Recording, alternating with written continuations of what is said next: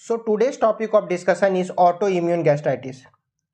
तो auto immune gastritis को हम लोग ऑटो इम्यून एट्रोपिक गैस्ट्राइटिस या क्रॉनिक एट्रोपिक गैस्ट्राइटिस भी बोलते हैं। तो वीडियो शुरू करने से पहले हम लोग देख लेते हैं कि इसका पैथोजेनेसिस मतलब कि ओरिएंटेशन क्या रहने वाला है इस वीडियो का। तो सबसे पहले हम लोग डेफिनेशन देखेंगे कि ऑटो इम्यून गैस्ट्राइटिस का डेफिनेशन क्या होता है, जिससे कि आपको एग्जाम में मतलब यूनिवर्सिटी एग्जाम में आपका हेल्प हो सके। पैथोजेनेसिस लिखेंगे, पैथोजेनेसिस क्या होता है, जो आपको कुछ फीचर्स मिलते हैं ऑटो इम्यून गैस्ट्राइटिस में, वो बेसिकली क्यों आते हैं आपका ऑटो इम्यून गैस्ट्राइटिस में ही। मॉर्फोलॉजी देखेंगे जिसमें कि ग्रॉस और माइक्रोस्कोपी का मतलब हिस्टोलॉजी या हिस्टोपैथोलॉजी के एग्जामिनेशन भी देखने वाले, क्योंकि अल्टीमेटली आप पैथोलॉजी ही पढ़ रहे हो। तो यहाँ पे जो होता है आपका क्लिनिकल फीचर्स की पेशेंट आपके पास कैसे आएगा, कि कौन कौन से सिम्टम्स लेके आएगा और क्या देखने को मिलेगा आपको, और डायग्नोसिस कैसे कीजिएगा आप ऑटो इम्यून गैस्ट्राइटिस का। तो सबसे पहले हम लोग वीडियो शुरू करते हैं विद डेफिनेशन की ऑटो इम्यून गैस्ट्राइटिस का डेफिनेशन क्या होता है। तो जो ऑटो इम्यून गैस्ट्राइटिस जो होता है वो एक टाइप है किसका, it is a type of chronic gastritis का एक टाइप है, जो कि क्या करता है आपको टिपिकली वो होता है वो एंट्रम को अफेक्ट नहीं करेगा, वो एंट्रम को डैमेज नहीं करेगा। जबकि एच पाइलोरी गैस्ट्राइटिस में क्या होता है आपको पर्टिकुलरली जो होता है वो एंट्रम को ही डैमेज करता है। बट जो आपका ऑटो इम्यून गैस्ट्राइटिस है वो आपको एंट्रम को डैमेज नहीं करता है, एंट्रम को छोड़ देता है। यहाँ पे जो होता है ये एसोसिएटेड होता है हाइपर गैस्ट्रिनेमिया से। तो ये इंपॉर्टेंट है कि ऑटो इम्यून गैस्ट्राइटिस जो होता है हाइपर गैस्ट्रिनेमिया से एसोसिएटेड होता है, इसका एक एमसीक्यू भी बनता है।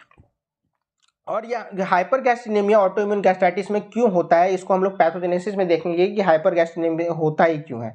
ऑटो इम्यून गैस्ट्राइटिस में कुछ कैरेक्टरिस्टिक फीचर्स देखने को मिल जाते हैं, जो जैसे कि आप देख सकते हैं कि यहाँ पे ऑटो इम्यून गैस्ट्राइटिस में आपको एंटीबॉडीज मिलेगा, जो कि पैरिएटल सेल और इंट्रिंसिक फैक्टर के अगेंस्ट बना हुआ बनेगा। क्योंकि और आपको पता ही होगा कि पैरिएटल सेल्स जो होता है वो रिस्पॉन्सिबल होता है किस चीज़ के लिए, एसिड प्रोडक्शन के लिए। और अगर पैरिएटल सेल ही डैमेज हो गया तो वहाँ पे एसिड आपका नहीं बनेगा, और एसिड नहीं बनेगा तो आपको क्या होगा, एक क्लोरहाइड्रिया देखने को मिलेगा, मतलब डिफेक्टिव एसिड सेक्रेशन देखने को मिलेगा। और यहाँ पे आपको पेप्सिनोजेन कॉन्सेंट्रेशन जो होगा वो कम मिलेगा, एंडोक्राइन सेल हाइपरप्लेजिया देखने को मिलेगा, और विटामिन B12 डेफिशिएंसी भी होगा। तो ये सब फीचर यहाँ पे ही मतलब ऑटो इम्यून गैस्ट्राइटिस में ही क्यों देखने को मिलता है, ये हम लोग पैथोजेनेसिस में समझेंगे। तो अब हम लोग देख लेते हैं पैथोजेनेसिस क्या रहेगा ऑटो इम्यून गैस्ट्राइटिस का। तो यहाँ पे आप लोग देख सकते हैं कि जो मेन अगर आपको पूछा जाए कि एक लाइन में कि पैथोजेनेसिस क्यों होता है ऑटो इम्यून गैस्ट्राइटिस में, तो यहाँ पे जो होता है पर्टिकुलरली एंटीबॉडीज बनेगा पैरेटल सेल्स के अगेंस्ट, और दूसरा क्या होता है CD4 टी सेल्स डायरेक्टेड होगा अगेंस्ट होगा पैरेटल सेल्स के, मतलब CD4 टी सेल बनेगा जो कि पैरेटल सेल्स के अगेंस्ट काम करेगा। तो पैथोजेनेसिस ये देखिए, ये हाफ पार्ट में आपका पैथोजेनेसिस दिया हुआ है, इधर नॉर्मल दिया हुआ है। तो पैथोजेनेसिस समझने से पहले आपको नॉर्मल पता होना चाहिए कि नॉर्मल फंक्शनिंग कैसे पैरेटल सेल काम करता है। तो आपको पता होगा कि पैरिएटल सेल जो होता है वो पर्टिकुलरली रिस्पॉन्सिबल होता है एसिड प्रोडक्शन के लिए। तो पैरिएटल सेल जो होता है वो with the help of proton pump, hydrogen potassium pump, वो एसिड प्रोड्यूस करता है। साथ ही साथ ये पैरिएटल सेल जो होता है वो इंट्रिंसिक फैक्टर भी बनाता है, जो कि इंट्रिंसिक फैक्टर विटामिन B12 का एब्जॉर्प्शन के लिए हेल्प करता है।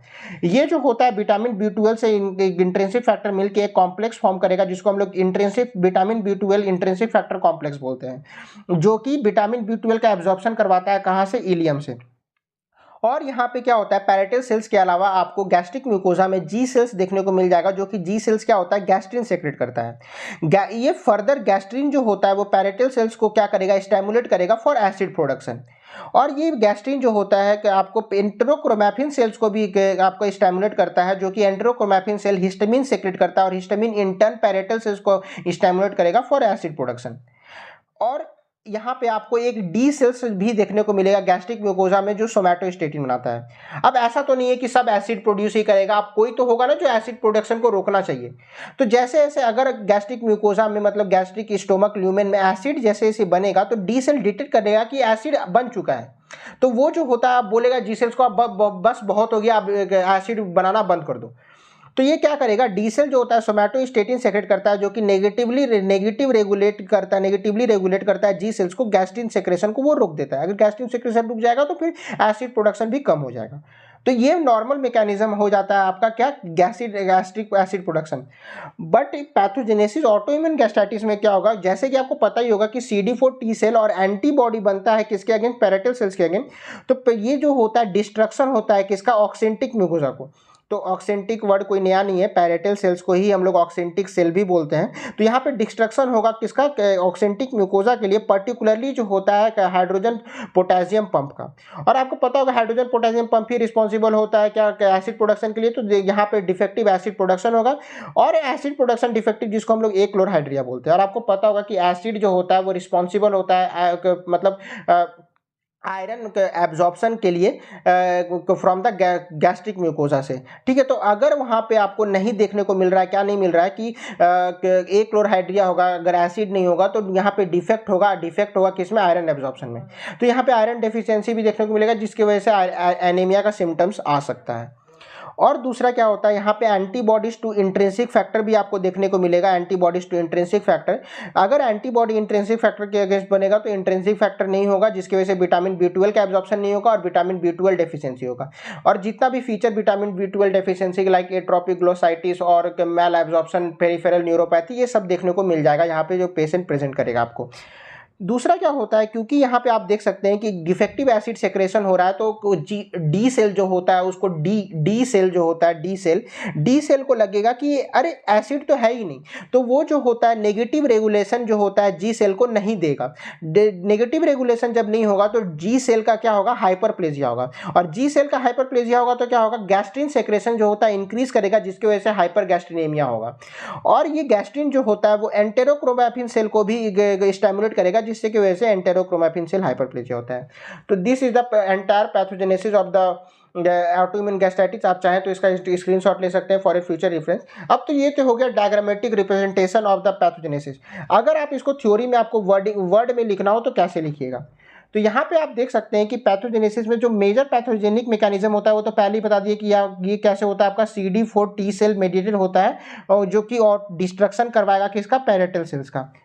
यहाँ पे कुछ सर्कुलेटिंग और एंटीबॉडीज भी बनता है किसके, वही पैरेटल सेल्स के अगेंस्ट और इंट्रिंसिक फैक्टर के अगेंस्ट। क्योंकि एंटीबॉडी और CD4 सेल्स बन रहा है अगेंस्ट पैरेटल सेल, तो इसका डैमेज होगा, जिसकी वजह से एक क्लोरहाइड्रिया होगा, और एक क्लोरहाइड्रिया की वजह से तुम्हारा आयरन एब्जॉर्प्शन में डिफेक्ट होता है, जिसकी वजह से आयरन डेफिशिएंसी एनीमिया भी हो सकता है।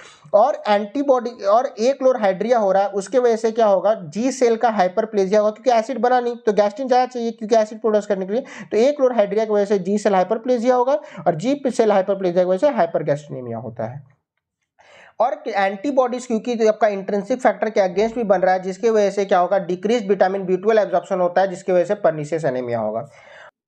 तो पैरिएटल सेल्स तो डैमेज होता है, ये साथ साथ में यहाँ पे आपको चीफ सेल्स का डिस्ट्रक्शन भी देखने को मिल जाएगा, जो कि यहाँ पे ऑल्दो पैरिएटल सेल्स के अगेंस्ट CD4 T सेल और एंटीबॉडी बनता है, बट चीफ सेल्स के अगेंस्ट एंटीबॉडी तो नहीं बनता है। लेकिन इसका डैमेज जो होता है वो सेकेंडरी बायस्टैंडर डैमेज होता है। इसका मतलब क्या, कि जब भी ऑटो इम्यून अटैक होता है पैरिएटल सेल में, तो ये जो होता है वो एंटायर गैस्ट्रिक ग्लैंड का डैमेज करवाता है कभी कभी। तो जो गैस्ट्रिक ग्लैंड होता है उसमें पैरिएटल सेल्स के साथ चीफ सेल्स भी होता है। तो जब भी ऑटो इम्यून अटैक होगा तो गैस्ट्रिक ग्लैंड का डिस्ट्रक्शन होता है, जिसकी वजह से पैरिएटल सेल्स के साथ चीफ सेल्स भी डैमेज होता है। और जो चीफ सेल्स जो होता है वो रिस्पॉन्सिबल होता है पेप्सिनोजेन सेक्रेट करने के लिए। तो पेप्सिनोजेन का कॉन्सेंट्रेशन क्या होगा, कम हो जाएगा, डिक्रीज कर जाएगा। और ये जो ऑटो इम्यून गैस्ट्राइटिस होता है वो एसोसिएटेड होता है आपका HLA-B8 और HLA-DR3 के साथ। ये MCQ के लिए आपका इंपॉर्टेंट है। तो इसी के साथ पैथोजेनेसिस कंप्लीट होता है। आप चाहें तो इसका स्क्रीनशॉट ले सकते हैं फॉर योर नोट्स के लिए अपना। अब हम लोग मॉर्फोलॉजी देख लेते हैं कि ऑटोइम्यून गैस्ट्राइटिस का मॉर्फोलॉजी क्या होता है। तो पर्टिकुलरली जो मॉर्फोलॉजी ग्रॉस जो होता है वो उतना आपका मतलब कि डायग्नोसिस में हेल्प नहीं करने वाला, बट आप फिर भी जान लीजिए कि ग्रॉसली आपको रियूगल फोल्ड जो रियूगी जो देखने को मिलता है गैस्ट्रिक म्यूकोजा में, वो नहीं मिलेंगे, लॉस्ट हो जाएंगे ऑटोइम्यून गैस्ट्राइटिस में। माइक्रोस्कोपिक फाइंडिंग में आपको क्या मिलेगा, जो ऑक्सेंटिक म्यूकोजा है, जो पैरेटल म्यूकोजा है, उसको डिफ्यूज डैमेज देखने को मिलेगा। यहाँ पे इन्फ्लेमेशन जो होगा, जो इन्फ्लेमेटरी सेल्स होगा वो डीपर एस्पेक्ट तक जाएगा, जबकि जो एच पायलोरी गैस्ट्राइटिस होता है उसमें सुपरफिशियल होता है। क्या होता है, सुपरफिशियल इन्फ्लेमेशन देखने को मिलता है, जबकि यहाँ पे ऑटोइम्यून गैस्ट्राइटिस में डीपर इन्फ्लेमेशन। इन्फ्लेमेटरी सेल्स जो होता है वो आपको लिम्फोसाइट, मैक्रोफेज, प्लाज्मा सेल्स जब माइक्रोस्कोपी कीजिएगा तो आपको देखने को मिल जाएगा, एंडोक्राइन हाइपरप्लेजिया मिल जाएगा।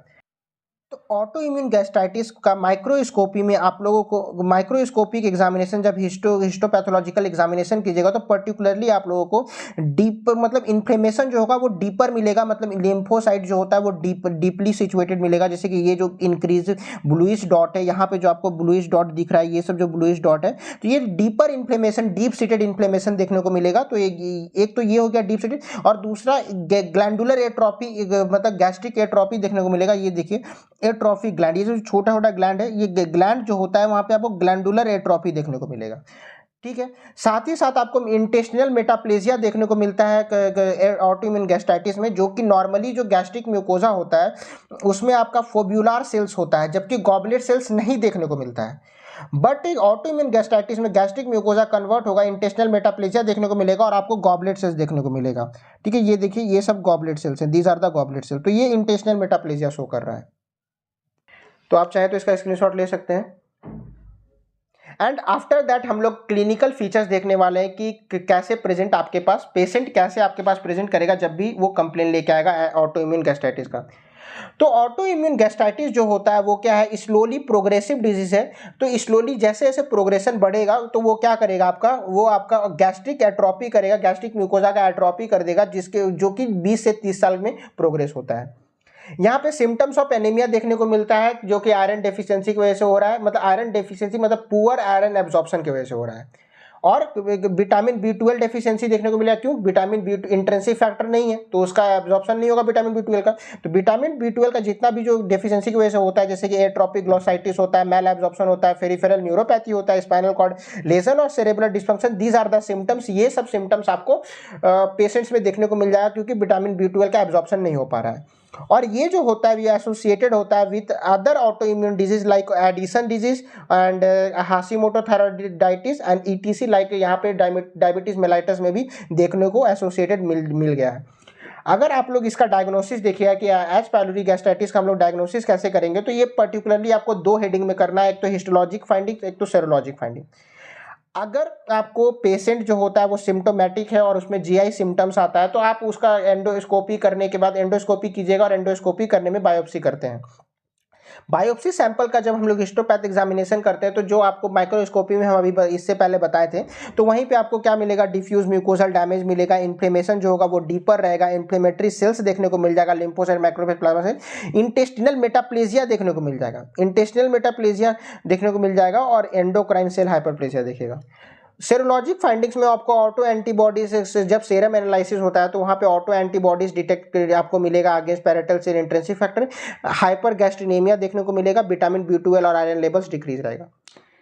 इसी के साथ ये वीडियो यहाँ पे खत्म होता है। अगर आपको कोई मतलब कि if you have any queries और question related to this topic, feel free to ask in the comment section. If you like the video, please don't forget to subscribe the channel, as it will give us motivation to make more such videos. Thank you. Have a nice day.